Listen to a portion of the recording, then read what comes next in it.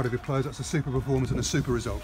Yeah, I think probably say the result that the changing room needed. I've got to say the travelling fans that we had today, they would have seen a committed performance, and I've got to say it was a committed crowd as well, because they cheered and they were vocal, and we could hear them throughout the game, and that's important. The backing that they gave the players at the start of the game, during the game, and certainly at the end of the game was excellent. Let's try and take this chronologically. First half, you created the platform for the win. Sam Hoskins, the goal-scoring hero, with two really well-taken goals. Yeah, and arguably you say he was a threat and caused them problems. You wouldn't suggest on his finishes, and certainly that a player that some people would have said out of form. Statistically, you say he has been out of form because he hasn't hit the back of the net, but very honest endeavour from the lad. Good character, good bravery, and when he's got his opportunities, stuck it away excellently, both of them. And in the second half, you managed the game really well. I mean, Tranmere had their chances, but not very many, despite pushing on and looking for that equaliser. Yeah, you come here, and the one thing you need to do, if you're going to get a result, is you need to battle, to fight, to scrap, and stand your ground. And that was a challenge that was set to the players before the game at half-time, that if you don't win the battle, you're in for a difficult evening. I thought we started off a little bit tentative, but I think we grew into the game and accepted the challenges more and more as the game went on, and I think that was pleasing.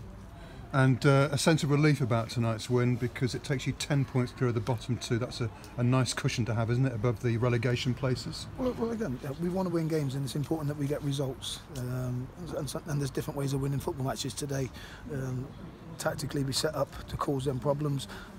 We didn't pass the ball as well as what we could have done. We didn't give them enough problems with the ball, but we had the adaptability to be able to change shape and change the focus and nullify their threat. In the second half, we coming away from home against a team that's got the league's top scorer, and he was a threat. And you've got to say, I thought we marshalled them well, nullified a lot of their threats. Probably a few little slips that you think, yeah, well, that could have been nullified. But overall, I thought we nullified and we scored. And I guess the dressing room is a lot happier place now after this win than it was after Saturday's disappointment against Colchester. Yeah, and I think the important thing is the changing room felt that defeat as well. It wasn't a case of like, well, it's not accepted, the result. There's elements within it that were addressed on the Monday, and the challenges were set to the players individually and collectively. And again, there's nothing better than a game of football to put it right. And again, the players, I've got to say, accepted the challenge because it was laid onto them. Not so much after the game on a Saturday, because I don't think that's the right time, because I think you can. What I've learned about this changing room in particular is about the timing and the information that you give the players.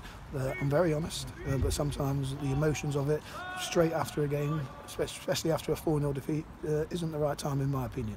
But I can rest assured, the information was given in a controlled environment with the players, and in a very honest way, and in a calm way. And sometimes that's better than having a 20 minutes rant and rave whereby my journey home might make me feel a little bit better because I've let people have it. But I think the right way to do it is go home, study the video Saturday night, Sunday morning, gather all the information that I need, and then give it to the players in a format that is useful, informative, but also challenging.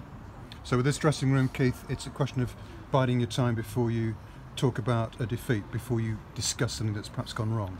I know. I think it's probably more about me not losing my head after a game and going in and saying exactly what comes to my mind about individual players and individual errors and things that have gone on and components within the game.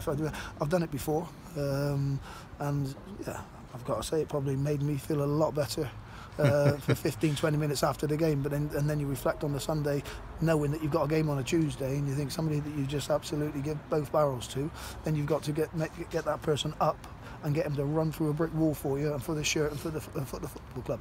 Now, and the modern day footballers don't react some modern day footballers don't react to that.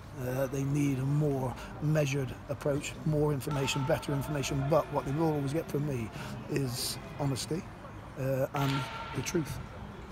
You used the phrase individual players. Is it fair to ask you if there were individual players that really stood out for the Cobblers tonight, or is it very much a team effort that's won this game for them? I think that was a changing room effort tonight. Even the players that travelled that weren't involved, they were still part of the travelling party representing the football club and put in a fighting performance that the football club can be very proud of. Terrific performance tonight. Onwards and upwards to Lincoln, the league leaders, on Saturday. You'll go there with renewed optimism, I'd imagine. Again, it's a challenge that will get set to the changing room, and again, the players won't shy away from it. They won't shy away from challenges, which is pleasing. And again, everything we do is about challenging and demands that we put on the players, individually and collectively. Good stuff. Well done tonight. Thank you, Keith.